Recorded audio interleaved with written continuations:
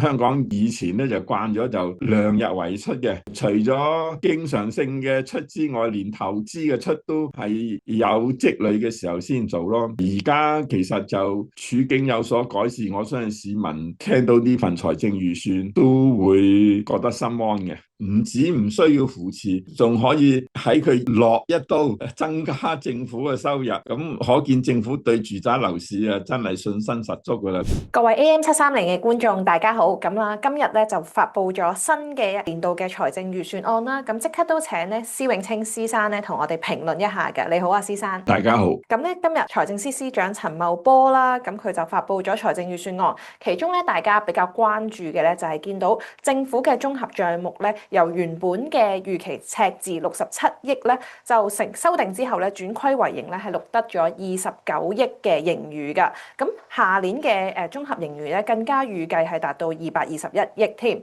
而財政儲備咧就升到去6793億左右。咁啊，施生作為咧即係資深地產界人士啦，同埋都長期關心咧香港嘅公共財政啦。咁啊，施生對於香港目前呢一個財政狀況咧，有冇乜嘢嘅整體評價咧？係咪都相對比起以前健康咗唔少咧？應該政府嘅財政嘅狀況咧係有改善嘅，有盈餘總係好過要面對赤字嘅。當然而家嘅盈餘咧，其實都要靠喺發債方面嘅收入去頂住嘅。但係政府亦都覺得，因為發債咧嗰啲翻嚟嘅錢好多都用喺長期投資嗰度嘅。如果係經常性嘅開支咧，其實佢係的確係有盈餘嘅。呢種狀況咧就係比之前好咗啦。最主要係股票印花稅啊嗰啲收入增加啦，同埋營商環境普遍改善啦。喺呢段期間，其實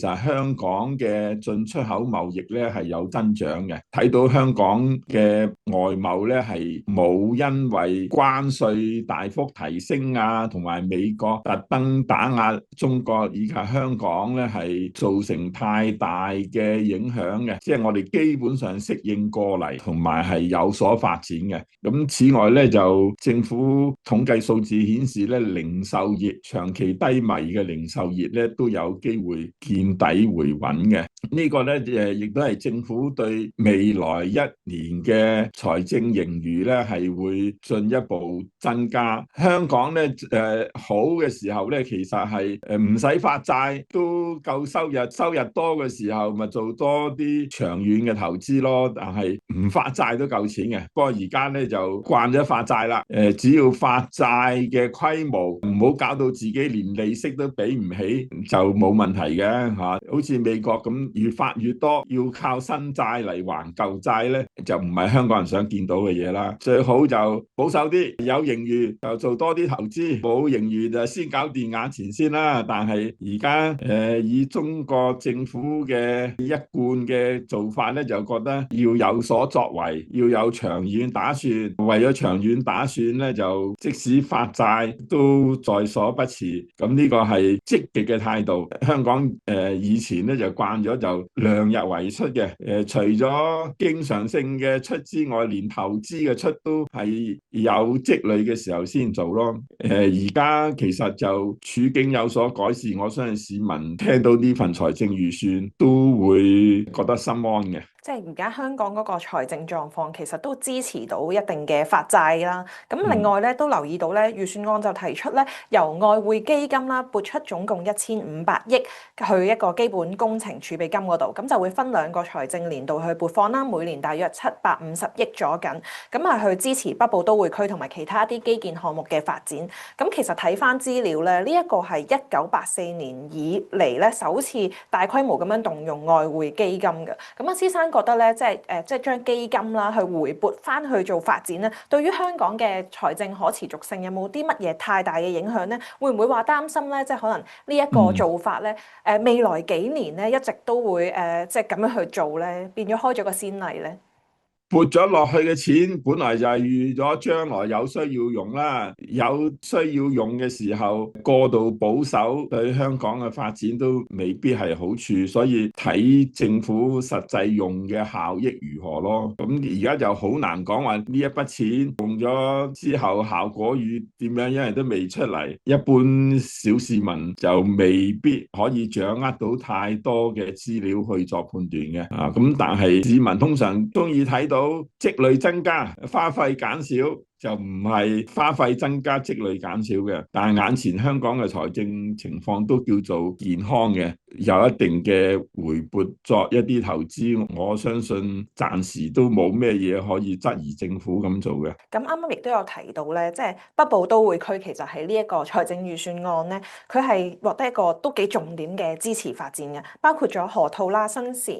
田科技城啦，都獲得100億嘅撥款，而北部個大學城咧，亦都係未來咧會貸款去100億去發展咁樣。咁即係施生都關注呢個土地供應好多年啦。咁對於呢一啲叫做新地方嘅土地開發潛力咧，有冇啲乜嘢嘅評價咧？你覺得係咪依家去再重點發展嘅話，其實都係趕得切去支持嗰個土地供應啊，舒緩翻啲房屋短缺等等嘅問題咧？北部都會區嘅發展咧係一個長遠規劃嚟嘅，就唔係因應1-2年嘅財政狀況就去做重大修正嘅。我自己覺得咧，就而家嘅境況已經比之前好得多噶啦。之前咧好多發展商咧自己貨買又賣唔去，財政又比較緊絀，變咗咧佢哋去投新地嘅意欲唔高。喺嗰種情況下，政府要發展北部都會區就唔容易揾到發展商用真金白銀去支持啦。咁但係而家形勢改變啊嘛，庫存係減少咗，資金回籠亦都多咗，發展商已經蠢蠢欲動，想買多啲地。如果呢個時候政府適當地推出啲土地呢，我相信市場嘅反應係會比原先係好嘅。當然政府要帶頭先投資啦，喺基建啊、運輸啊嗰方面要做多啲啦。另外，譬如係政府唔理市場情況都會做嘅嘢，起大學城啊、科創中心啊、科研嗰啲中心啊嗰啲，其實係搞北部都會區原本都想去做嘅嘢，唔理市場如何，政府都會做噶嘛。所以政府自己帶頭做先，有個基礎啦，發展商就會跟住嚟嘅。而家咧就中國內地咧喺新質生產力方面咧係發展得好蓬勃嘅，即係好多科技嘅創新啊、發明啊都可以轉化成為生產力，令到經濟嘅動力更加增加。香港應該好好利用呢個環境咧，盡量利用內地嘅人才、內地嘅科技基礎，係為香港喺創新科技方面嘅發展咧打造基礎咯。咁呢個係好多外國而家都係返大陸參觀內地啲發展啊，招聘內地嘅人才啊。我哋近水樓台應該先得月啦，咁所以唔應該放過呢啲機會嘅。咁講開咧，即係賣地政策方面咧，今年政府咧就預計26-27年度咧嗰個地價收入咧係可以去到180億啦，較上年度嗰個修訂預算微微有升嘅。而賣地計劃咧就計劃係推出咗計劃推出9幅嘅住宅用地啦。咁睇翻咧，其實25年嘅時候咧，政府係採取一個介乎一季一地嘅賣地政策啦。除咗第4季推2地之外，施生覺得咧，即係今年我哋預計嗰個樓市嘅反彈力度咧，會比喺25年可能係更加明顯啊嘛。政府賣9塊地呢個住宅用地咧，會唔會係比較保守少少咧？政府自己賣出嚟係9塊啫，但係佢仲有鐵路沿線嘅土地啊、市區重建嘅土地啊，加埋佢總共話有22,000個單位。如果一年出到22,000個單位，其實喺香港歷史上都算高㗎啦。問題就係呢啲22,000個單位咧，其實唔係明年出嚟嘅，佢可能要3-5年後先至出嚟嘅，而且都唔係話集中喺1年出嚟，有啲分佈喺唔同嘅年份。我自己估計咧，嚟緊嗰1年2年咧，香港嘅樓宇供應咧係唔算太充足嘅，因為之前樓市唔好咧，發展商買地就少咗啦，另外嗰啲工程啊興建嘅速度亦都減慢咗啦，所以嚟緊呢一兩年咧供應咧都唔算好足夠嘅。我相信嗰個庫存啊，即係貨尾咧係仲會進一步減少，而發展商喺咁嘅情況下，佢嘅定價咧，亦都會更加進取嘅，所以嚟緊嘅住宅樓宇嘅價錢咧係易升難跌嘅。咁啊，樓市政策方面咧，其實施生之前都有公開講過啦，就覺得樓市其實都確定咗呢個見底回升嘅趨勢，咁所以就即係政府其實都冇特別需要咧出一啲乜嘢嘅刺激政策咧，去再令到呢個樓市嗰個升溫咁樣，咁啊見到其實預算案咧今次都未有推出一啲業界呼聲好高嘅一啲措施啦，例如講話放寬400萬去到600萬嘅物業印花稅上限啦，亦都係冇容許呢個強積金提早嚟買樓等等嘅政策，反而咧淨係針對咧1億以上嘅豪宅咧加辣佢哋嘅印花稅，咁就由4.25%咧調高去到6.5%，咁就預計每年咧收多10億嘅收入啦，其實但係嗰個整體影響咧只係佔0.3% 嘅成交量嘅啫。咁啊，施生對於呢一項嘅加辣措施咧，有冇啲乜嘢嘅睇法咧？其實對於整體講緊樓市啦，或者係講緊成個樓市趨勢咧嘅影響，係咪都相當之微細咧？其實政府喺1億以上嘅樓宇增收印花稅咧，呢個咁嘅行為咧，其實都帶出咗一個信息，就係政府覺得而家嘅住宅市場已經好穩陣啦，唔需要扶持啊！你睇上兩個財政預算案，前年嗰個咧就撤咗辣，舊年嗰個咧就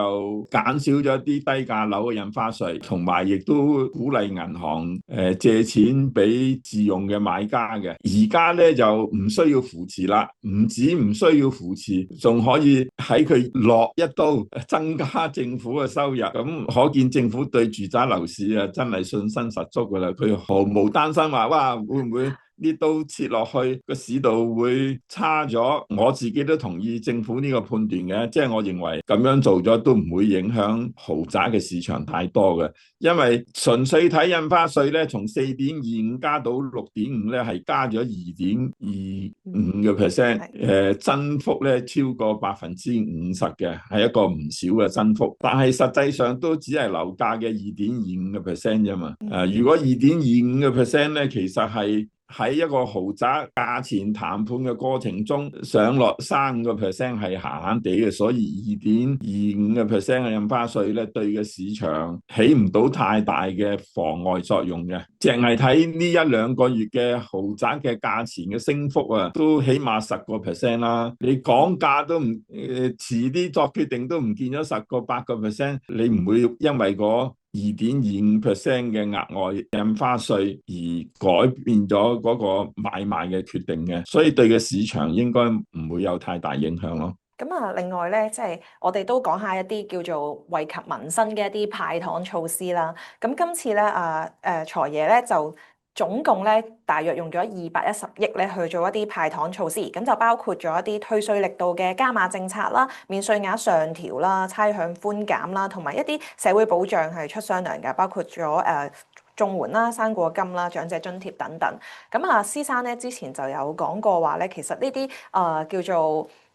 長期嘅措施咧，就最好唔好做得太多，咁就可能係講明係一次性嘅咁樣。咁啊，施生覺得咧，今次呢一個叫做派糖政策咧，係咪都相當之適宜咧？或者係講精唔精準去幫助到民生咧？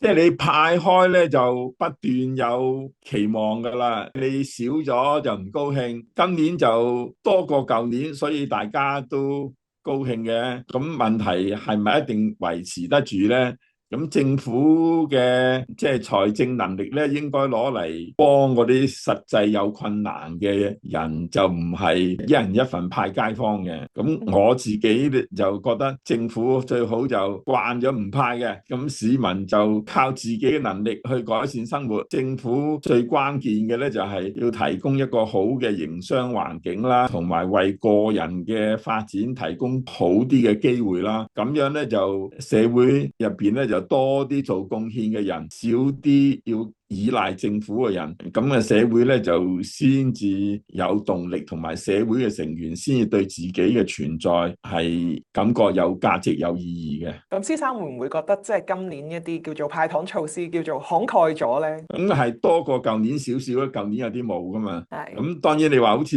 嗰啲生 BB 嗰啲鼓勵好似都少咗嘅。我自己覺得嗰少少鼓勵既然冇作用嘅嘢就慳翻都算數啦。咁啊，另外咧，政府咧都有講話，其實增加翻香港嘅收入嘅時候咧，都會盡量去用翻兩個原則啦，包括就係用者自負啦，同埋能者多付嘅原則去令到即係嗰個支出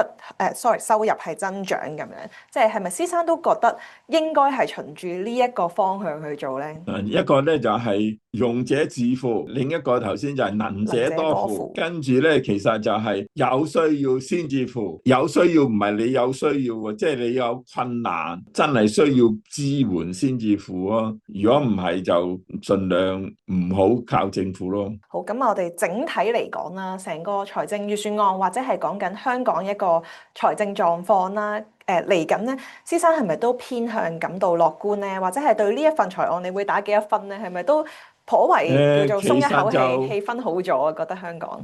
呢份係已經係相對財政情況有所改善嘅情況下，先至會出嘅財政預算案。但香港咧就獨力難支嘅，好受世界嘅情況啊、中國嘅情況影響嘅。今年點解會好啲咧？因為內地咧之前受房地產爆雷嘅影響咧，相關行業都對經濟有拖累嘅。而家咧其實係呢方面咧最壞嘅情況可能已經過咗啦。加上之前房地產爆雷之後咧，中國咧係大力發展新質嘅生產力。所謂新質嘅生產力同傳統嘅生產力唔同咧，就係最唔同嘅地方，佢係知識含量比較高嘅，係比較前衛嘅。喺開始嘅時候需要更多嘅投資嘅，所以以前咧就好多人都係埋怨大陸咧係冇做 QE 啊，冇救市，救房地產唔夠徹底啊。大陸喺呢方面咧就真係唔算做得多嘅，但係佢哋對一啲創新嘅科技啊係有長期嘅計劃，有長期嘅投資嘅，譬如喺 AI 啊，一啲環保能源啊，一啲即係芯片啊、量子計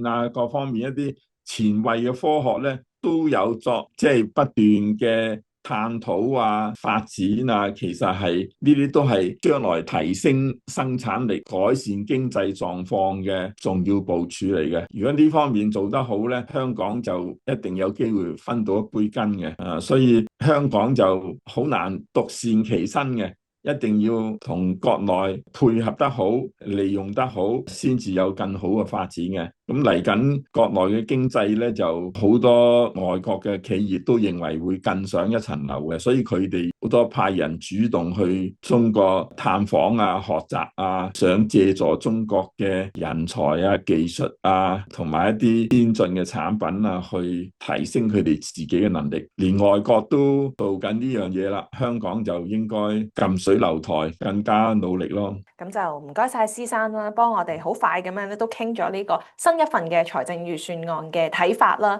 咁我哋咧嚟緊有其他經濟問題，我哋再問下施生意見啦。今日多謝晒大家收睇，唔該晒施生，拜拜。好，拜。請訂閱我哋嘅 YouTube 頻道，記得撳埋個鐘仔啊！